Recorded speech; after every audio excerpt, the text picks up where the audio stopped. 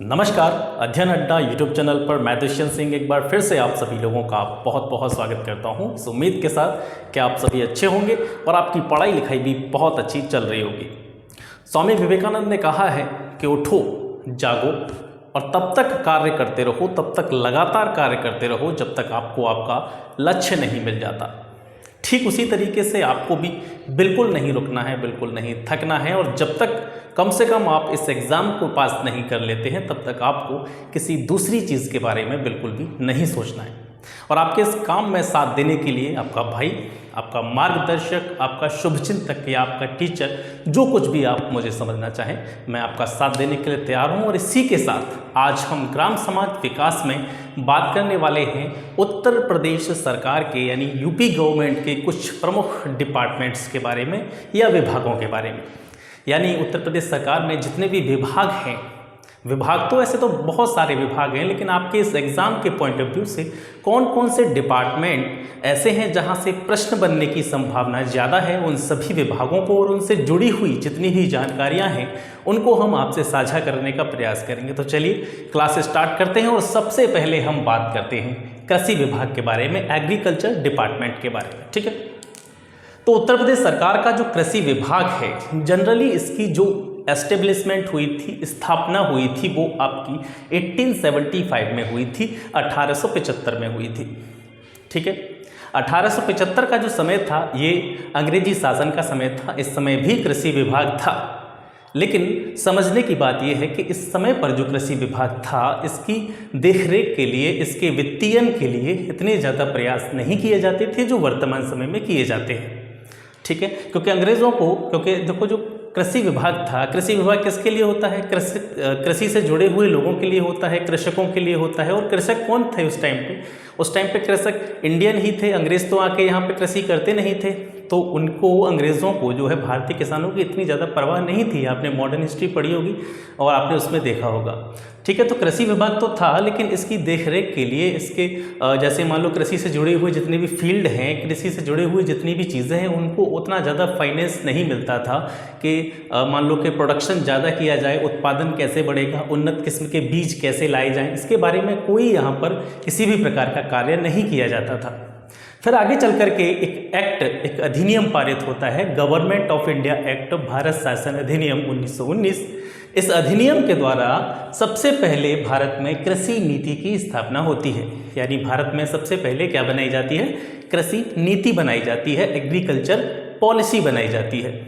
और ये पॉलिसी क्यों बनाई गई थी? क्योंकि जो कृषि की बिगड़ती हुई दशा थी, कृषि का स्तर लगातार गिरता जा रहा था और कृषि के स्तर को ऊपर उठाने के लिए, उत्पादन को बढ़ाने के लिए, कृषकों की जो कंडीशन थी, किसानों की जो दशा थी, उसको सुधारने के लिए सबसे पहले भारत शासन अधिनियम 1919 के तहत भारत में कृषि नीति बनाई गई थी। इसी नीति के तहत 1 दिसंबर 1919 को भारत में एग्रीकल्चर डिपार्टमेंट को स्वतंत्र कर दिया गया। स्वतंत्र करने का मतलब आप क्या समझ सकते हैं कि जो कृषि विभाग था वो एक स्वतंत्र विभाग बन गया। मतलब इसका खुद का अभी एक डिपार्टमेंट था, इसमें अलग से कृषि विभाग से जुड़े हुए लोग ही कार्य करेंगे और जो भी कृषि से जुड़ी हुई समस्याएं हैं, जो भी कृषि से जुड़ी हुई नीतियां हैं, उनको बनाने का कार्य करेंगे। तो इस तरीके से भारत शासन अधिनियम 1919 के पारित होने के बाद में भारत में 1 दिसंबर 1919 को कृषि विभाग एक स्वतंत्र विभाग बन गया। इसके बाद में 1974 में, अब भारत आज़ाद हो चुका था, भारत स्वतंत्र हो चुका था, गणतंत्र बन चुका था। इसके बाद में जो उद्यान एवं खाद्य प्रसंस्करण विभाग था, इस विभाग को आप ध्यान से देखें, उद्यान एवं खाद्य प्रसंस्करण विभाग, ये जो डिपार्टमेंट था 1974 से पहले, 1974 से पहले कृषि विभाग के अधीन ही कार्य करता था। उद्यान एवं खाद्य प्रसंस्करण विभाग के जितने भी कार्य होते थे वो भी कृषि विभाग के अंतर्गत किए जाते थे। इनकी जितनी भी नीतियां होती थी, इनके जितने भी रूल्स रेगुलेशन होते थे, वो इसके द्वारा ही संचालित किए जाते थे, कृषि विभाग के द्वारा ही संचालित किए जाते थे। लेकिन 1974 में खाद्य एवं प्रसंस्करण विभाग जो था वो ये भी जो है कृषि विभाग की तरह एक स्वतंत्र विभाग बना दिया गया, एक फ्री डिपार्टमेंट इसको बना दिया जाता है। ठीक है, तो यहाँ से 3 पॉइंट आपको याद रखने हैं। एक तो कृषि विभाग की स्थापना कब हुई थी, 1875 में। दूसरा, कृषि विभाग स्वतंत्र विभाग कब बना था, 1 दिसंबर 1919 को, और किसके तहत बना था, भारत शासन अधिनियम 1919 के तहत। इसके अलावा 1974 में खाद्य एवं प्रसंस्करण विभाग भी कृषि विभाग की तर्ज पर क्या बना दिया गया, एक पृथक विभाग बना दिया गया। ठीक है, एक बहुत इंपॉर्टेंट क्वेश्चन आता है, ये भी कृषि डिपार्टमेंट से जुड़ा हुआ है, कि राज्य कृषि प्रबंध संस्थान। ध्यान रखना, इसमें मैंने वे क्वेश्चंस भी यहाँ पे डालने का प्रयास किया है जो ऐसे एग्जामों से लगातार देखे गए हैं, ऐसे एग्जाम्स में लगातार पूछे गए हैं। तो एक प्रश्न है, ये काफ़ी इंपॉर्टेंट है, मैं इसको हाईलाइट कर रहा हूँ, इसको थोड़ा सा ध्यान से देखना है, आपको याद भी करना है इसको। राज्य कृषि प्रबंध संस्थान ये कहाँ पर है, तो ये रहमान खेड़ा में है, और रहमान खेड़ा जो स्थान है ये आपका उत्तर प्रदेश की राजधानी लखनऊ में पड़ता है। ठीक है, राज्य कृषि प्रबंध संस्थान कहाँ पर है, रहमान खेड़ा में है, ये लखनऊ में है। और इसका प्रमुख कार्य क्या है राज्य कृषि प्रबंध संस्थान का, कृषि से जुड़े हुए जितने भी अधिकारी होते हैं या कृषि एग्रीकल्चर डिपार्टमेंट जो है हमारा, कृषि विभाग जो है, इसमें काम करने वाले जितने भी हमारे अधिकारी हैं, जितने भी कर्मचारी हैं, उनको कृषि की नई नई उन्नत किस्मों के बारे में बताना, और कृषि से जुड़े हुए, मतलब जनरली हम ये कह सकते हैं जो एग्रीकल्चर है, कृषि है, कृषि से जुड़े हुए चीज़ों के बारे में प्रशिक्षण देना, ट्रेनिंग देने का कार्य राज्य कृषि प्रबंध संस्थान के द्वारा किया जाता है। ठीक है, इसके बाद में कृषि विभाग से जुड़ी हुई एक योजना है, और ये मोस्ट इम्पोर्टेंट योजना है, और हो सकता है, मैं ऐसा संभावना व्यक्त कर रहा हूँ, हो सकता है आपके आने वाले एग्जाम में ये पूछी भी जाए। आइसोपाम योजना इसको कहा जाता है, आइसोपाम, ISOPAM। ठीक है, उसको आइसोपाम योजना कहा जाता है। 2004 में ये लॉन्च हुई थी।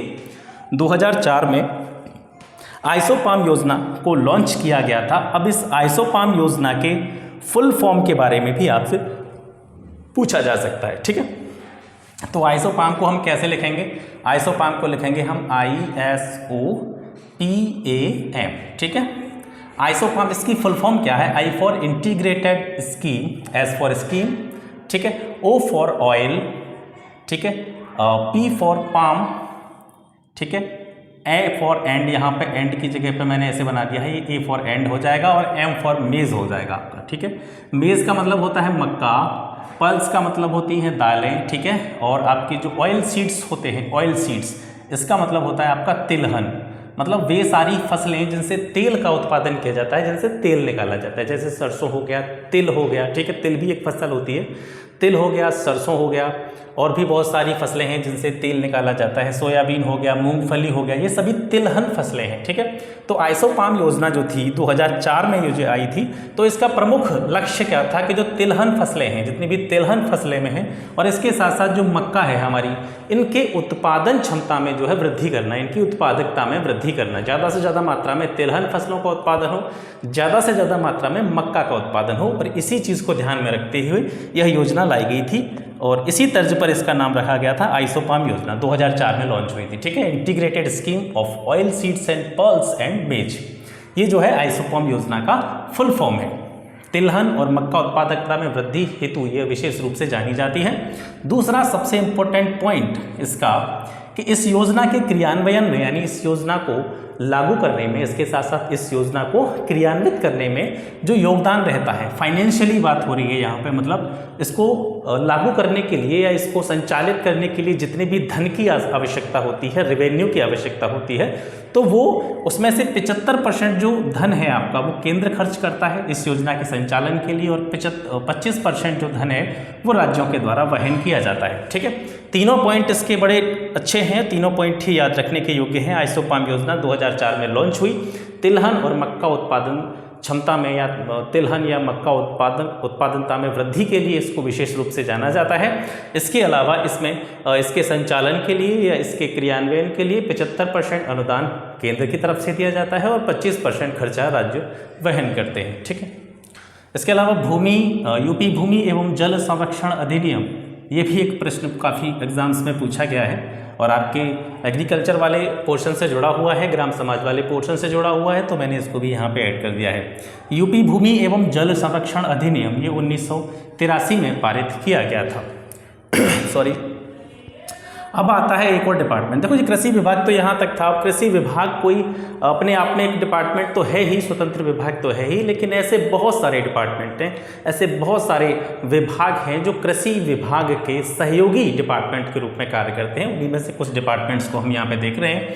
जैसे एक विभाग है आपका उपकार, ठीक है, उपकार की फुल फॉर्म देखेंगे तो यूपी मतलब Uttar Pradesh, C for council, A for agriculture, R for research. उपकार का पूर्ण रूप होता है UP council for agriculture research, ठीक है, यानी एग्रीकल्चर से संबंधित जितने भी रिसर्च होती है, शोध होते हैं, उनकी जो परिषद है, ठीक है, उसी के बारे में हम बात कर रहे हैं। उपकार की स्थापना जो हुई थी 14 जून 1989 को, 1989 को इसकी स्थापना हुई थी। और इसको जाना जाता है मेनली किसके लिए कि एग्रीकल्चर से संबंधित, कृषि से संबंधित जितनी भी रिसर्च होती हैं, शोध होते हैं, एग्रीकल्चर से संबंधित जो भी शिक्षा होती है और एग्रीकल्चर से संबंधित जितने भी ट्रेनिंग दिए जाते हैं, प्रशिक्षण दिए जाते हैं, उन सभी को प्रोत्साहित करने के लिए, उन सभी को प्रोत्साहन देने के लिए इस योजना को जाना जाता है, इस विभाग को जाना जाता है। इसके बाद में आता है आपका उत्तर प्रदेश भूमि सुधार निगम। उत्तर प्रदेश भूमि सुधार निगम की स्थापना हुई थी सर आपकी 1978 में। 1978 में उत्तर प्रदेश भूमि सुधार निगम की स्थापना हुई थी और ये जो है विशेष रूप से भूमि संसाधन के स्वास्थ्य, ठीक है, एवं उसकी उत्पादकता की रक्षा करने से संबंधित है। भूमि सुधार निगम जो है यूपी का, उसका प्रमुख काम क्या है कि भूमि क्या है, जो हमारी ज़मीन है, ये भी हमारा एक संसाधन है, ठीक है। इसकी उत्पादकता, इसकी उत्पादक क्षमता जो है, हमारी ज़मीन की जो उत्पादन क्षमता है, इसको कम न होने दिया जाए, इसके साथ साथ इसका स्वास्थ्य अच्छा रखा जाए। अब भूमि का स्वास्थ्य कैसा होता है, मतलब भूमि के स्वास्थ्य से यहाँ पर जनरली ये मतलब है कि भूमि में अनावश्यक जो कचरा होता है, प्लास्टिक वगैरह होता है, या हानिकारक जो कीटनाशक होते हैं, हानिकारक जो रसायन होते हैं, केमिकल होते हैं, वो भूमि में ना जा पाए। भूमि को स्वास्थ्य रखने के लिए, भूमि को अच्छा रखने के लिए हाल जो स्पेशली जैविक खाद होते हैं या गोबर की खाद होती है, वे इस्तेमाल किए जाएं। और कितने कारण ऐसे हैं और कितने ऐसे प्रयास किए जा सकते हैं जिसके द्वारा भूमि का जो हेल्थ है, भूमि का जो स्वास्थ्य है, उसे सही रखा जा सके। इस पर काम करने का जो कार्य करता है वो है आपका उत्तर प्रदेश भूमि सुधार निगम, ठीक है। 1978 में इसकी स्थापना हुई थी। ये भूमि संसाधन के स्वास्थ्य और उसकी उत्पादन क्षमता या उसकी उत्पादकता की रक्षा करने के लिए हमेशा प्रतिबद्ध रहता है।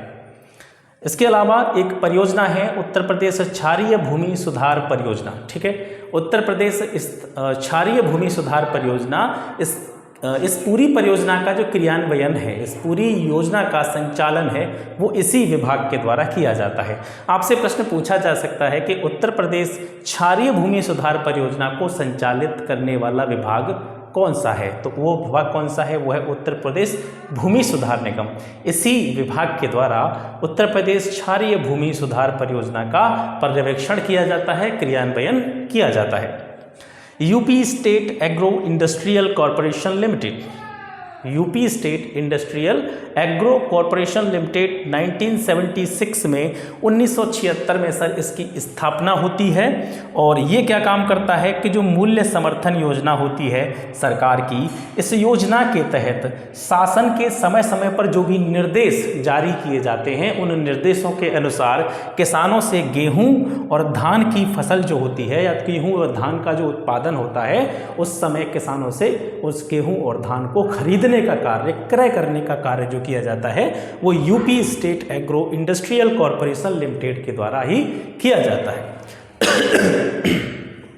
इसके अलावा इसके द्वारा इंडिया मार्क II हैंडपंप, ये हैंडपंप का एक प्रकार होता है, इंडिया मार्क II हैंडपंप। और आप सभी ने देखा होगा ये वाला प्रकार, इंडिया मार्क II हैंडपंप, जो आपने देखे होंगे आपके गाँवों में, आपके शहरों में सरकारी जो नल होते हैं, हत्थे वाले जो नल होते हैं, आपने देखा होगा, उन्हीं को क्या कहा जाता है, इंडिया मार्क II हैंडपंप कहा जाता है, ठीक है। तो इंडिया मार्क II हैंडपंप जो जगह जगह पर लगाए जाते हैं, वो किसके द्वारा लगाए जाते हैं, वो UP state agro industrial corporation limited के द्वारा ही इनको लगाया जाता है। इसके साथ साथ जो खाद हो गया, आपका बीज हो गया, ठीक है, कीटनाशक यानी फसलों में जो कीड़े लग जाते हैं, फसलों में जो रोग हो जाते हैं, उनके लिए किसानों के द्वारा समय समय पर कीटनाशकों का छिड़काव किया जाता है।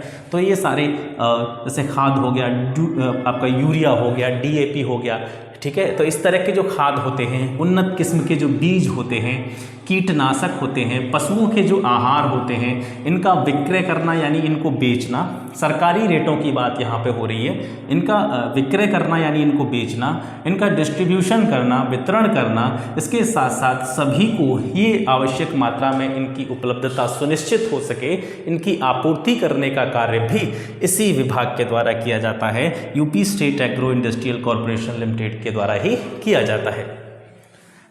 यूपी राज्य बीज प्रमाणीकरण संस्था, इसकी स्थापना 1976 में हुई थी और इसका जो मुख्यालय है या हम कह सकते हैं इसकी हेड ऑफिस जो है वो लखनऊ के आलमबाग में है। किसकी? यूपी राज्य बीज प्रमाणीकरण संस्था 1976। इसका प्रमुख कार्य क्या है कि समय समय पर बीजों की नई नई प्रजातियों का विकास भारत में जितने भी कृषि से संबंधित शोध स्थान हैं उनके द्वारा किया जाता है और उनका प्रमाणीकरण करने का कार्य जो है यूपी राज्य बीज प्रमाणीकरण संस्था के द्वारा किया जाता है। 1976 में इसकी स्थापना हुई थी। आलमबाग में इसका हेड ऑफिस है। आलमबाग कहाँ पड़ता है? आपका लखनऊ में पड़ता है। ये चीज़ आपको याद रखनी है। इसके बाद में यूपी मंडी परिषद आता है। मंडी परिषद की स्थापना 1973 में हुई थी और मंडी परिषद का कार्य क्या है कि जो मंडियों से जुड़ी हुई समितियां होती हैं, कमेटी होती हैं, उन मंडी समितियों की अनेक गतिविधियों, ठीक है, जितना भी वो कार्य करते हैं कृषि से जुड़े हुए, एवं सरकार के द्वारा समय समय पर जितनी भी कल्याणकारी योजनाएं जारी की जाती हैं, कल्याणकारी योजनाओं का क्रियान्वयन किया जाता है, तो उन सभी योजनाओं पर कंट्रोल करना, उनका नियंत्रण करना और समय समय पर जो है कृषि से जुड़ी हुई चीज़ों के लिए लोगों का मार्गदर्शन करने का कार्य यूपी मंडी परिषद के द्वारा किया जाता है। 1973 में इसकी स्थापना हुई थी। ये सेशन थोड़ा सा बड़ा होगा क्योंकि विभाग जो है काफ़ी हैं। अभी हम यह कह सकते हैं कि अभी तो हम एक ही विभाग के बारे में बात कर रहे हैं।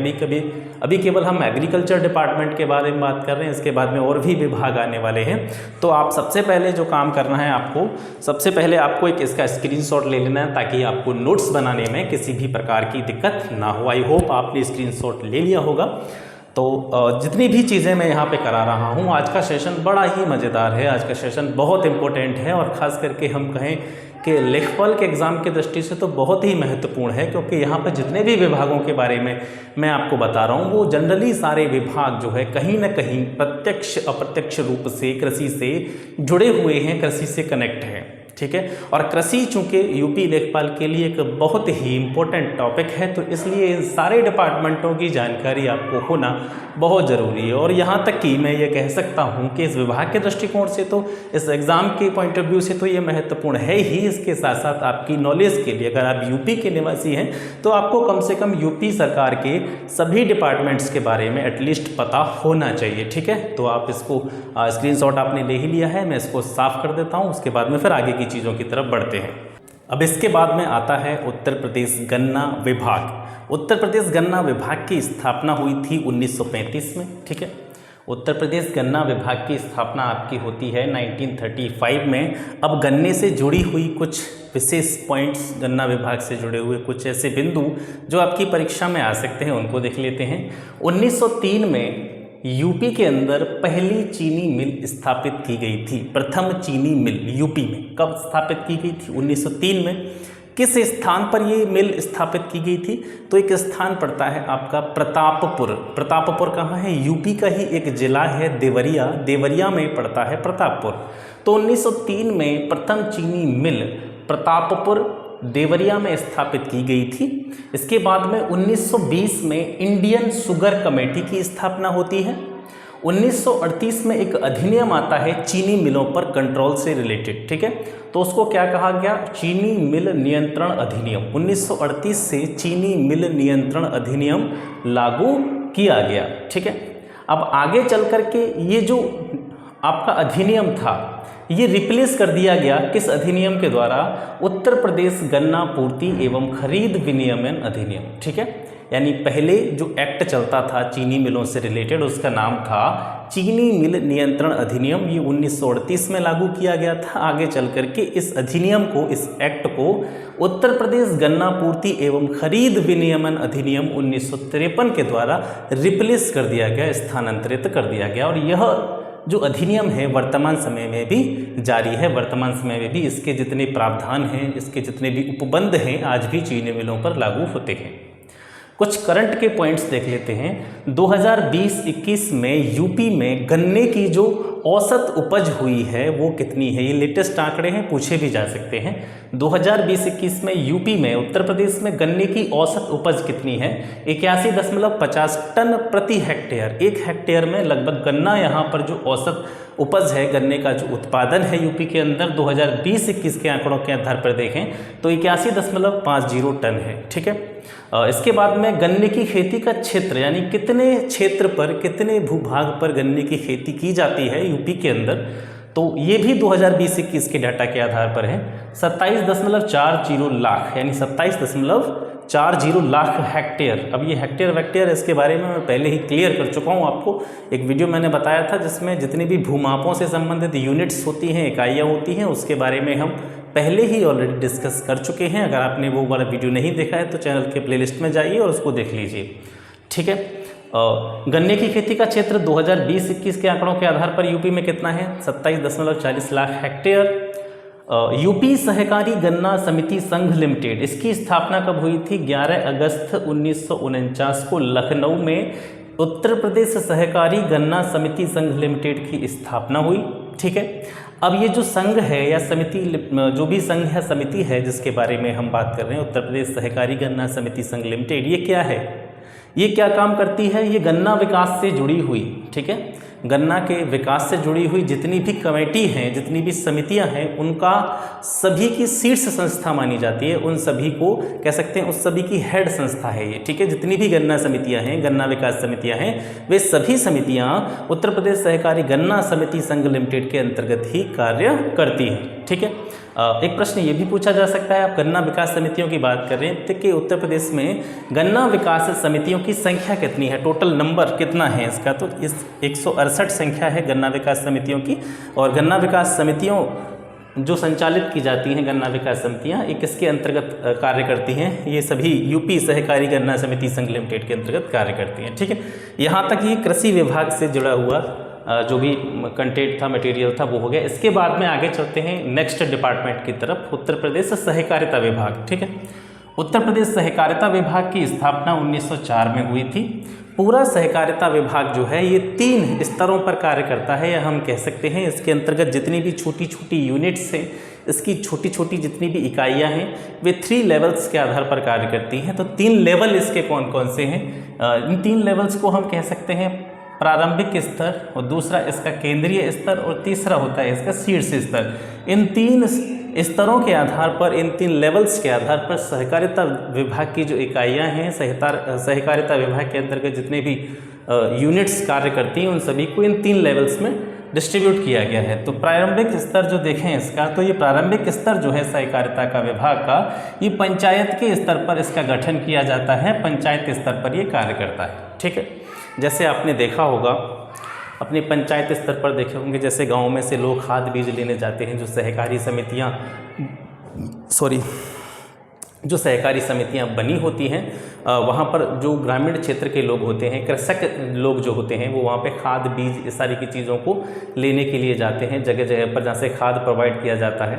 खाद वैसे तो प्राइवेट सेलर भी होते हैं खाद बीज उर्वरकों के, लेकिन जो सहकारी समितियाँ होती हैं, ये जो गवर्नमेंट रेट होता है, सरकारी जो रेट होता है, सरकारी जो कीमत होती है, उस कीमत पर ग्रामीण कृषकों को खाद बीज उर्वरक आदि जो है इनकी उपलब्धता सुनिश्चित कराते हैं। ठीक है। तो ये प्रारंभिक स्तर होता है इसका, पंचायत स्तर पर इसका गठन होता है। केंद्रीय स्तर की बात करें तो केंद्रीय स्तर पर काम करने वाली जो यूनिट्स हैं, केंद्रीय स्तर पर जो काम करने वाली इकाइयाँ हैं, वो कौन कौन सी हैं? जैसे आपका जिला सहकारी बैंक हो गया, जिला सहकारी विकास संघ हो गया, केंद्रीय उपभोक्ता भंडार, ये जो यूनिट हैं 3 यूनिट, ये जो है सहकारिता विभाग के अंतर्गत ही कार्य करती हैं और सहकारिता विभाग के केंद्रीय स्तर पर ये कार्य करती हैं। ठीक है। एक तरह से हम कह सकते हैं जिला लेवल पर, डिस्ट्रिक्ट लेवल पर ये चीज़ें कार्य करती हैं।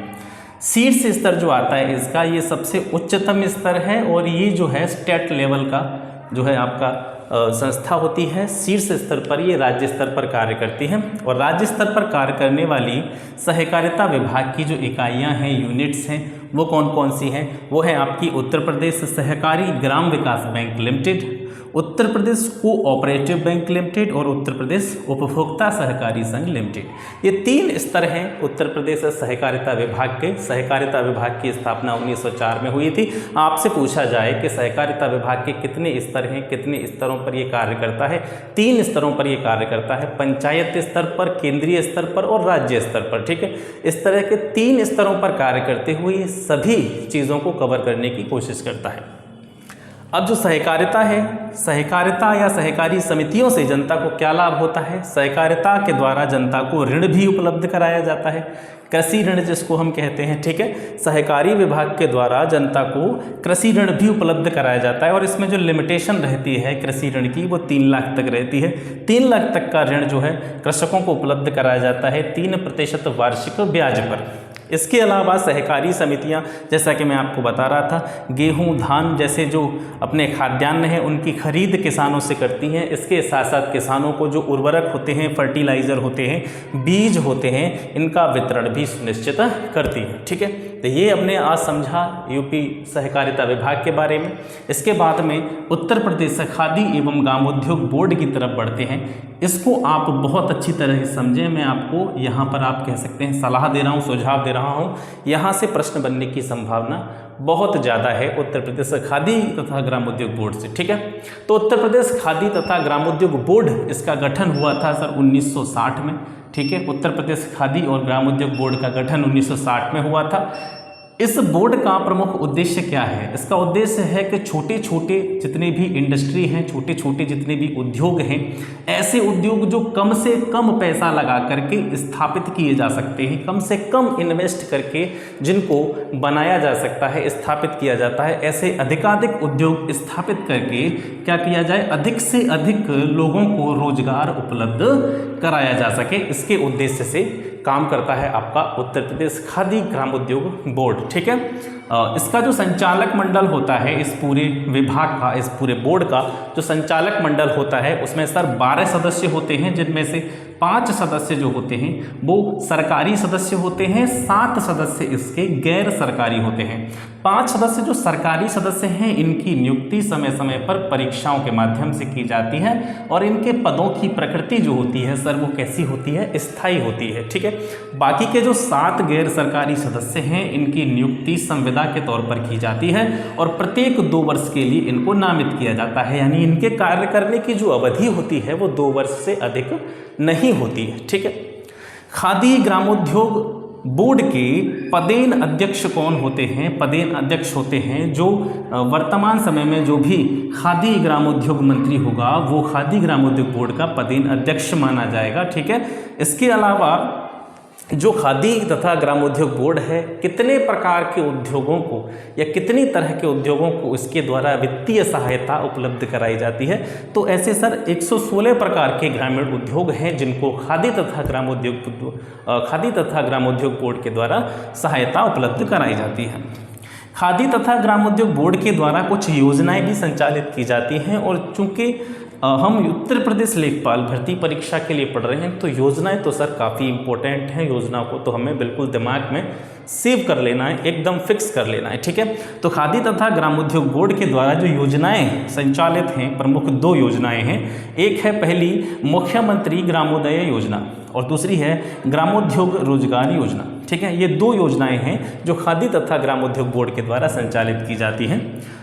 जो ग्रामोद्योग रोजगार योजना है इसका एक अन्य नाम भी है प्रधानमंत्री ग्रामीण रोजगार सृजन कार्यक्रम। प्रधानमंत्री ग्रामीण रोजगार सृजन कार्यक्रम, ये किसका दूसरा नाम है? ग्रामोद्योग रोजगार योजना का काम है। ठीक है, इन दोनों योजनाओं के तहत जो भी निचले तबके के लोग होते हैं उनको अपने उद्योग या छोटे छोटे जो भी कुटीर उद्योग होते हैं, छोटे छोटे इंडस्ट्री होती हैं, एक तरह से कहते हैं मध्यम वर्ग के जो उद्योग होते हैं उनको स्थापित करने के लिए ऋण मुहैया कराया जाता है। तो मुख्यमंत्री ग्रामोदय योजना के तहत अधिकतम ऋण की जो सीमा है वो 10 लाख है, और ग्रामोद्योग रोजगार योजना के तहत अधिकतम ऋण की सीमा जिसके द्वारा छोटे छोटे रोजगार के स्वरूप उद्योग स्थापित किए जा सकें उनके लिए 25 लाख तक का अधिकतम ऋण दिया जाता है। अब इसके बाद आता है श्रम विभाग, और श्रम विभाग के अंतर्गत जो प्रमुख कार्यालय होता है, जो इसका हेड ऑफिस होता है, वो होता है श्रम आयुक्त कार्यालय। तो यूपी के संदर्भ में हम बात कर रहे हैं। श्रम आयुक्त कार्यालय की स्थापना हुई थी उत्तर प्रदेश के अंतर्गत 1936 में। ठीक है, यूपी में श्रम आयुक्त कार्यालय की स्थापना 1936 में हुई थी। इस श्रम आयुक्त कार्यालय के द्वारा 33 जो कानून होते हैं, लॉ होते हैं, उनका क्रियान्वयन किया जाता है, उनको लागू कराया जाता है। इन 33 कानूनों में से जो 24 कानून होते हैं वो केंद्र सरकार से जुड़े हुए होते हैं, 9 जो कानून होते हैं वो आपके राज्य सरकार से जुड़े हुए होते हैं। ठीक है, याद रखेंगे श्रम विभाग का सबसे प्रमुख कार्यालय श्रम आयुक्त का कार्यालय, और यूपी में इसकी स्थापना 1936 में हुई थी। इस श्रम आयुक्त कार्यालय के द्वारा 33 प्रकार के कानूनों को लागू कराने का कार्य किया जाता है, जिसमें से 24 कानून आपके केंद्र के होते हैं, 9 राज्य सरकार से संबंधित होते हैं। श्रम विभाग के द्वारा जो कर्मचारी होते हैं, श्रमिक होते हैं, उनके भविष्य को ध्यान में रखते हुए कुछ योजनाओं का संचालन किया जाता है। इसमें से जो सबसे प्रमुख योजना है वो है इसकी कर्मचारी राज्य बीमा योजना। ठीक है, कर्मचारी राज्य बीमा योजना उत्तर प्रदेश में 10 जून 1985 से लगातार चल रही है। ठीक है, अब ये जो पूरी योजना है कर्मचारी राज्य बीमा योजना, ये किसके अधीन है? तो ये कर्मचारी राज्य बीमा अधिनियम यानी कर्मचारियों के बीमा से जुड़ा हुआ एक एक्ट आया था 1948 में, 1948 में, उसके अधीन ये कार्य करती है। कौन सी योजना कार्य करती है? कर्मचारी राज्य बीमा योजना। यानी ये योजना किसके अधीन कार्य करती है? कर्मचारी राज्य बीमा अधिनियम 1948 के अधीन। और इस अधिनियम के अधीन यह एक प्रकार का सामाजिक सुरक्षा कार्यक्रम है। ठीक है, क्योंकि श्रमिक हमारे समाज से ही होते हैं, जितने भी मजदूर होते हैं, जितना भी लेबर वर्ग होता है, जितना भी कर्मचारी वर्ग होता है, वो हमारे समाज का होता है, और कहीं ना कहीं इस योजना के द्वारा उनके भविष्य को सुरक्षा प्रदान की जाती है। इसी वजह से इसे एक सामाजिक सुरक्षा कार्यक्रम भी कहा जाता है। अधिनियम के द्वारा, ये जो अधिनियम है, इनके द्वारा वे ही लोग लाभान्वित होते हैं या वे ही कर्मचारियों को इसके द्वारा लाभ मिलता है जिनकी अधिकतम मासिक आय जो है वो 15,000 है। ठीक है, 15,000 अधिकतम मासिक आय पाने वाले मजदूरों पर, श्रमिकों पर या कर्मचारियों पर यह लागू होती है। इसके द्वारा क्या किया जाता है? जिस नियोक्ता के जहाँ ये कर्मचारी या श्रमिक कार्य करते हैं, या जिस फैक्ट्री में कार्य करते हैं, या जिस किसी भी निर्माणी के अंतर्गत ये कार्य करते हैं, वहाँ पर इनका जो मासिक वेतन होता है, इनकी जो मंथली सैलरी होती है, उसका 1.75% इनके मासिक वेतन का 1.75% काट लिया जाता है, और इनके वेतन के हिसाब से ही ध्यान देंगे यहाँ पर, यानी जो कर्मचारी का वेतन होता है उस वेतन का 1.75% तो वेतन डायरेक्टली ही काट लिया जाता है कर्मचारी का, और उसी वेतन का 4.75, ठीक है, 4.75% जो है गवर्नमेंट के द्वारा या जिस नियोक्ता के यहाँ पर ये लोग कार्य करते हैं उसके द्वारा इनके खाते में जमा किया जाता है, जो इनके भविष्य के लिए या इनके फ्यूचर के लिए जो है वो धन काम आता है। ठीक है, इस प्रकार से यानी 1.75 तो इनके खुद की सैलरी में से सेविंग हो जाती है, उसके अलावा इनकी सैलरी का 4.75% नियोक्ता के द्वारा या गवर्नमेंट के द्वारा जमा किया जाता है। ठीक है, तो इतनी इनकी सेविंग हो जाती है जो इनके फ्यूचर के लिए जो है काफ़ी इंपॉर्टेंट रहती है। औद्योगिक न्यायाधिकरण एवं श्रम न्यायालय का मुख्यालय कहाँ है? प्रयागराज में है। ठीक है, यानी उद्योगों से जुड़े हुए जितने भी मामले होते हैं, जितने भी मसले होते हैं, विवाद होते हैं, उनके निपटारा करना। ठीक है, लेबर कोर्ट जो होते हैं, जितने भी श्रमिकों से जुड़े हुए मामलों की सुनवाई करते हैं, श्रमिकों से जुड़े हुए विवादों की सुनवाई करते हैं, तो वो औद्योगिक न्यायाधिकरण एवं श्रम न्यायालय होते हैं। इनका मुख्यालय जो है उत्तर प्रदेश के प्रयागराज में है।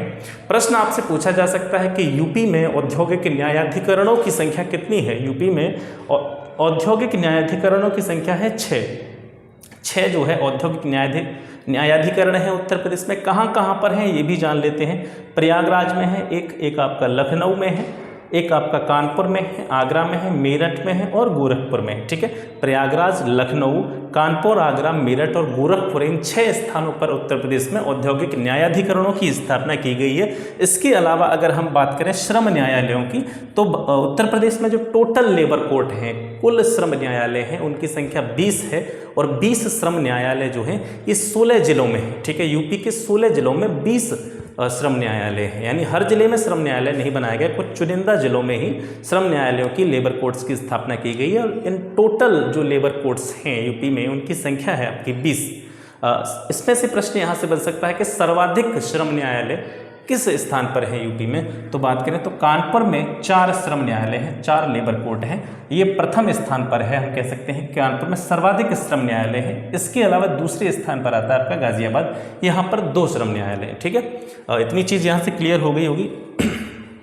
अब इसके बाद में आता है आपका प्रतिभूमि विकास विभाग। प्रतिभूमि विकास विभाग के बारे में जानते हैं। विभाग के बारे में जानने से पहले सबसे पहले ये जानिए कि प्रतिभूमि क्या होती है। वास्तव में प्रतिभूमि किसे कहते हैं, तो प्रतिभूमि वह भूमि होती है जहाँ पर कभी पूर्व में खेती की जाती रही हो और धीरे धीरे जब वहाँ पर लगातार खेती की जाती रही है, तो एक ही स्थान पर जब लगातार खेती की जाती है तो उसकी उर्वरता जो होती है, फर्टिलिटी जो होती है लैंड की, उसमें कमी आ जाती है। तो भूमि की उर्वरता में कमी हो जाने के कारण धीरे धीरे किसान जो होते हैं या खेतिहार जो होते हैं धीरे धीरे उस भूमि को छोड़ना प्रारंभ कर देते हैं, तो भूमि ऐसी ही पड़ी रहती है। उसी भूमि को क्या कहा जाता है, प्रतिभूमि कहा जाता है। इन शॉर्ट हम कह सकते हैं कि जो ऐसी भूमि जिस पर कभी पूर्व में खेती की जाती रही हो, लेकिन धीरे धीरे भूमि की उर्वरता, उसकी फर्टिलिटी, उसका उपजाऊपन खत्म होने के कारण उस भूमि पर वर्तमान समय में खेती नहीं की जाती है, उसको हम प्रतिभूमि कहते हैं। ऐसी भूमि, बहुत सारी भूमि यूपी में बेकार पड़ी है।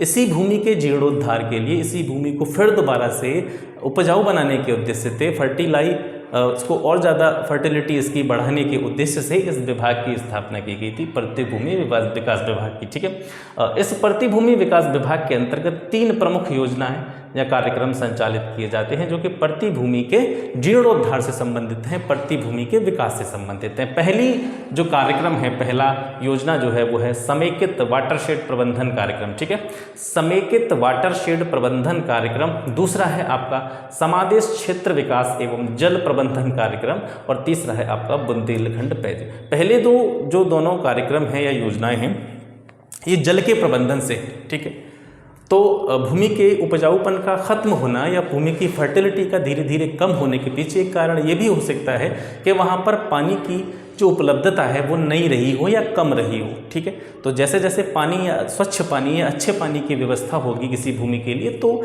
यहाँ कई हद तक ये संभावनाएं बन जाती हैं कि उस भूमि द्वारा से क्या हो जाए, उपजाऊ हो जाए। तो इसी चीज़ को ध्यान में रखते हुए उपरोक्त दोनों कार्यक्रम जो है प्रतिभूमि विकास विभाग के द्वारा चलाए जाते हैं। और तीसरा जो है बुंदेलखंड पैकेज। बुंदेलखंड जो क्षेत्र है स्पेशली जाना जाता है प्रतिभूमि के लिए। यहाँ पर जो है बेकार की भूमि की मात्रा या क्षेत्रफल बहुत ज़्यादा पाया जाता है। यहाँ पर भूमि की कमी नहीं है, भूमि बहुत सारी है, लेकिन भूमि जो है उपयोगी भूमि की बहुत ज़्यादा कमी है। भूमि तो बहुत है लेकिन भूमि का ज़्यादातर क्षेत्रफल बेकार है, कृषि योग्य नहीं है। तो इसलिए गवर्नमेंट ने प्रतिभूमि विकास विभाग के अधीन इस क्षेत्र के लिए, स्पेशली बुंदेलखंड क्षेत्र के लिए एक विशेष पैकेज की घोषणा की थी। इस पैकेज को ही बुंदेलखंड पैकेज कहा जाता है। ठीक है, इसके अलावा यूपी भूमि सुधार निगम की स्थापना 1978 में हुई थी। ये भी भूमि सुधार से संबंधित जो है चीज़ें बनाने के लिए, भूमि सुधार से संबंधित पॉलिसीज़ बनाने के लिए जाना जाता है। यूपी भूमि विकास एवं जल संसाधन विकास प्रशिक्षण संस्थान। ठीक है, यूपी भूमि विकास एवं जल संसाधन विकास प्रशिक्षण संस्थान, ये आपका वेली कला में है। वेली कला आपका लखनऊ में पड़ता है। ठीक है, तो इतनी सारी चीज़ें आपको प्रतिभूमि विकास विभाग से जुड़ी हुई याद रखनी है। इसके बाद में आता है आपका राज्य आपदा प्रबंधन विभाग। ठीक है, राज्य आपदा प्रबंधन विभाग, जैसा कि इसके आप नाम से ही समझ रहे होंगे, यह एक ऐसा डिपार्टमेंट है जब भी प्रदेश में किसी भी प्रकार की कोई आपदा आ जाती है, प्राकृतिक आपदा आ जाती है। प्राकृतिक आपदाओं में जैसे बाढ़ आ गई, आपकी सूखा हो गया, ओलावृष्टि हो गई, अतिवृष्टि हो गई। अतिवृष्टि का मतलब बहुत ज़्यादा, आवश्यकता से ज़्यादा वर्षा हो गई, जिससे फसलें जो है पूरी तरीके से नष्ट हो गई। ठीक है, जान माल की हानि हुई। तो इस प्रकार की आपदाएं जो आ जाती हैं, ठीक है। इस प्रकार की जितनी भी समस्याएं आती हैं, आपदाएं आती हैं, उनका मैनेजमेंट करना, उनका प्रबंधन करने का काम जो है वो राज्य आपदा प्रबंधन विभाग के द्वारा किया जाता है। राज्य के लिए इसको राज्य आपदा प्रबंधन विभाग कहते हैं। अगर राष्ट्रीय स्तर की बात करें, देश स्तर की बात करें, तो वहाँ पर राष्ट्रीय आपदा प्रबंधन विभाग बनाया गया है। हर एक राज्य का अलग अलग राज्य आपदा प्रबंधन विभाग होता है। राज्य में जो आपदा प्रबंधन विभाग होता है, जो कि डिजास्टर जितने भी आते हैं उनसे संबंधित मैनेजमेंट के कार्य करता है, ये जो डिपार्टमेंट है ये रेवेन्यू डिपार्टमेंट के अंतर्गत कार्य करता है, राजस्व विभाग के अंतर्गत कार्य करता है। जब हम लेखपाल के कार्यों के बारे में पढ़ रहे थे, क्लास मैंने आपकी ली थी जिसमें मैंने आपको लेखपाल के प्रमुख कार्यों के बारे में बताया था, तो वहाँ पर एक पॉइंट आपने अगर चीज़ें पढ़ी हो ढंग से, अगर नोट की हो, नोट्स बनाए हो, तो आपको याद होगी कि लेखपाल के कार्य क्या हैं। जब भी कोई नेचुरल डिजास्टर आता है, जब भी कोई प्राकृतिक आपदा आती है, सूखा पड़ जाता है, ओलावृष्टि हो जाती है, बाढ़ आ जाती है, उससे जितना नुकसान होता है जान माल का या कृषि से जुड़ा हुआ जितना भी लॉस होता है, नुकसान होता है, उसका आकलन करने का कार्य, उससे जुड़े हुए आंकड़े जुटाने का कार्य किसका होता है? राजस्व लेखपाल का होता है, और वही इन आंकड़ों को ले जाकर के गवर्नमेंट को देता है। ठीक है, तो यहाँ पर हम उन्हीं आपदाओं के बारे में बात कर रहे हैं, क्योंकि ये राज्य आपदा प्रबंधन विभाग जो है राजस्व विभाग के अधीन होता है। इसी वजह से लेखपाल को ये सारा काम करना पड़ता है कि कहाँ पर कितना जो है नुकसान हुआ, इसके सारे आंकड़े उसे गवर्नमेंट तक पहुँचाने होते हैं। ठीक है, अब जो राज्य आपदा प्रबंधन विभाग होता है, इसका प्रमुख कौन होता है? राहत आयुक्त जो है, इसका सर्वोच्च पद होता है राहत आयुक्त, जो है IAS लेवल का कोई अधिकारी होता है, एक्सपीरियंस्ड ऑफिसर होता है, उसको राहत आयुक्त बनाया जाता है।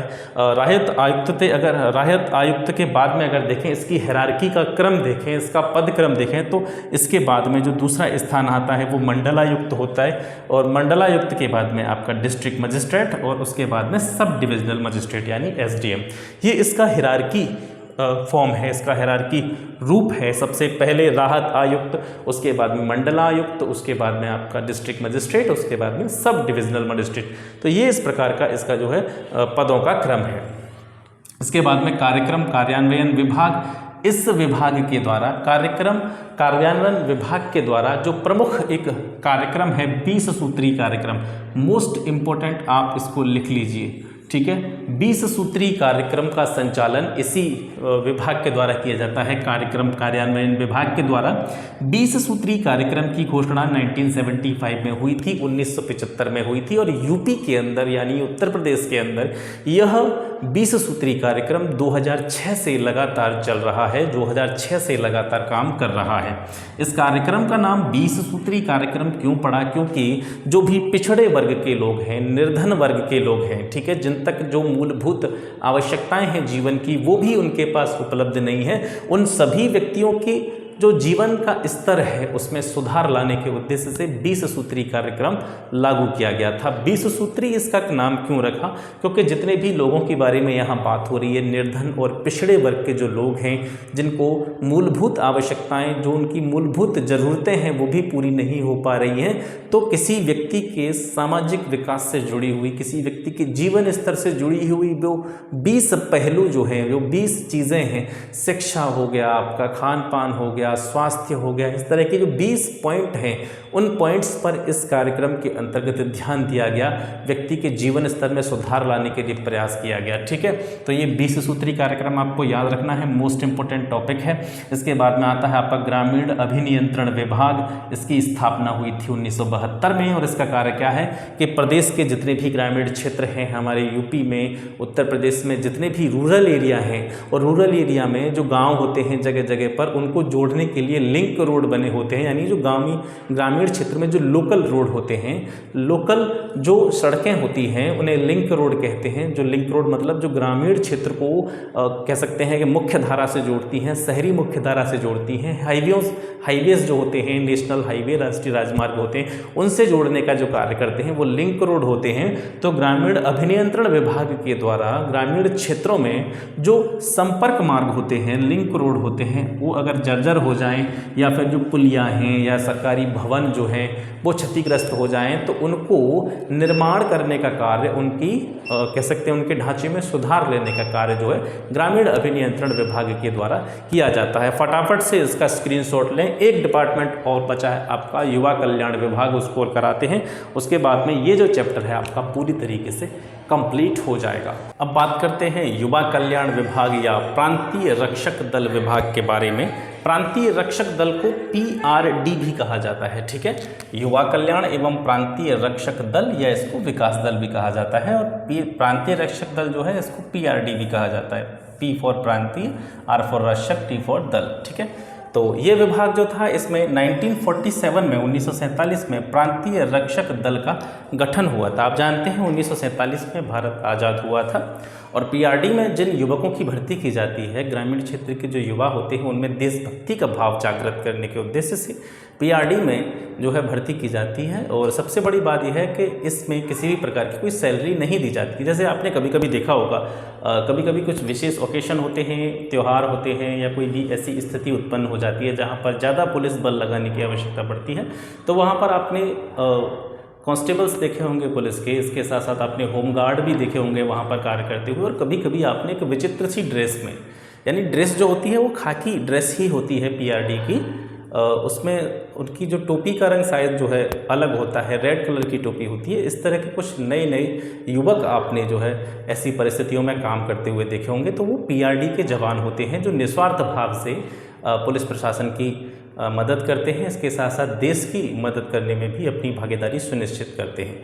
तो जो प्रांतीय रक्षक दल था इसका गठन 1947 में किया गया था, और 1956 में जो है युवा आंदोलन संगठन की स्थापना हुई थी। इस युवा आंदोलन संगठन के द्वारा क्या किया जाता, तो जो ग्रामीण क्षेत्र हैं वहाँ पर ग्रामीण क्षेत्र में जो भी युवा होते हैं, नई उम्र के जो भी बच्चे होते हैं, उनको उनके मंगल दल बनाए जाने लगे थे। मंगल दल आप समझते हैं एक तरह से वर्तमान समय में मंगल दल को रिप्लेस कर दिया है खेलो इंडिया योजना के द्वारा।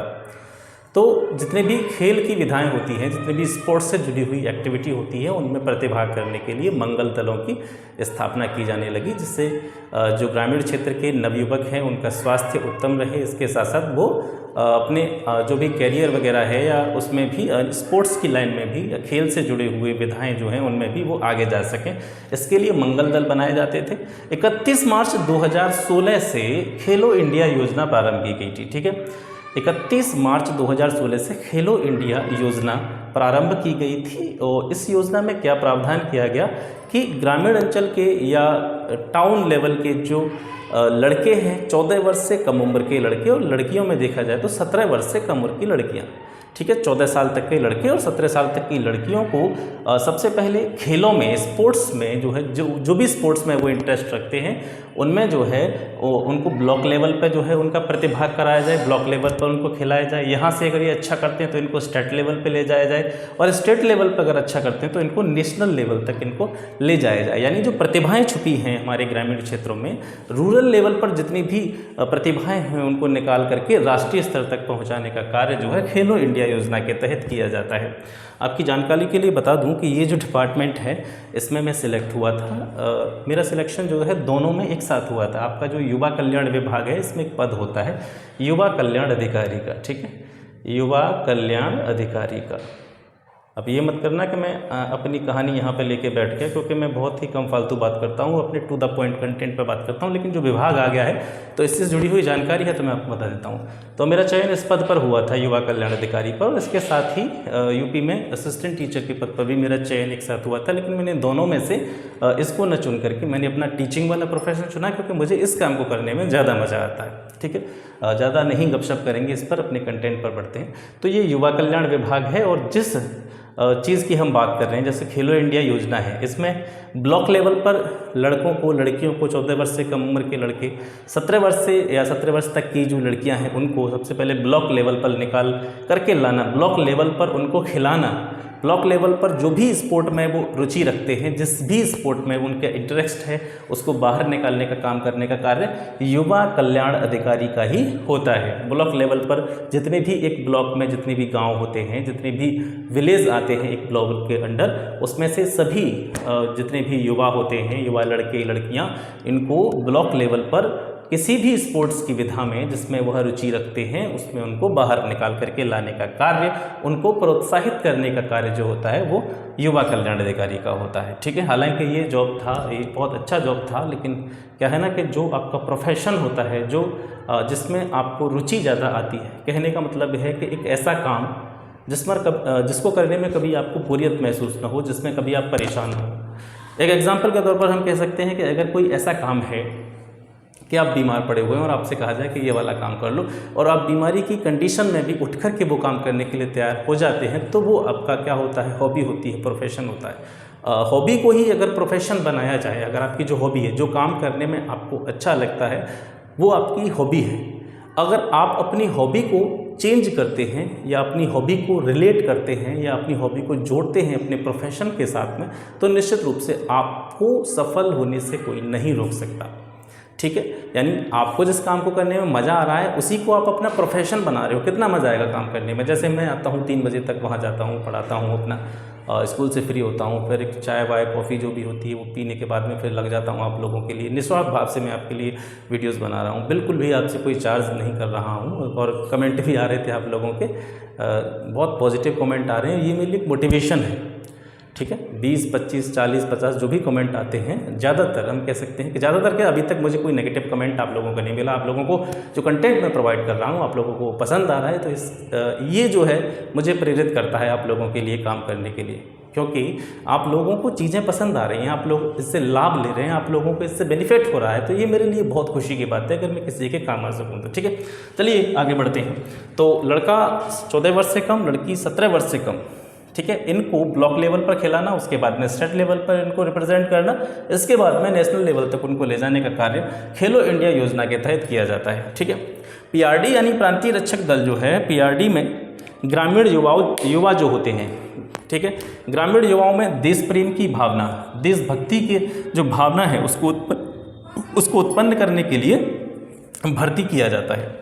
जब युवाओं की बात हो रही है तो ये पॉइंट भी आप याद रखें यहाँ से कि 12 जनवरी को राष्ट्रीय युवा दिवस मनाया जाता है। ठीक है, राष्ट्रीय स्तर पर यानी नेशनल लेवल पर जो भी खेल प्रतियोगिताएं होती हैं उनका आयोजन किसके द्वारा किया जाता है, SAI के द्वारा किया जाता है। SAI means sports authority of India. ठीक है, स्पोर्ट्स अथॉरिटी ऑफ इंडिया यानी भारतीय खेल प्राधिकरण के द्वारा राष्ट्रीय स्तर पर खेल प्रतियोगिताओं का आयोजन किया जाता है। 1977 में यूपी राज्य युवा कल्याण परिषद का गठन हुआ था, और यूपी राज्य युवा कल्याण परिषद जो होती है यानी युवा कल्याण जो परिषद होती है इसका अध्यक्ष CM होता है। ठीक है, मुख्यमंत्री युवा कल्याण परिषद का अध्यक्ष माना जाता है, और 12 से 16 जनवरी को प्रतिवर्ष यानी 12 जनवरी से लेकर के 16 जनवरी तक हर ईयर राष्ट्रीय युवा महोत्सव के रूप में मनाया जाता है। और इस राष्ट्रीय जो राष्ट्रीय युवा महोत्सव है ये किससे रिलेटेड है, ये स्पोर्ट्स से रिलेटेड है। ठीक है, तो इस राष्ट्रीय युवा महोत्सव में 18 प्रकार की खेल प्रतियोगिताओं का आयोजन किया जाता है।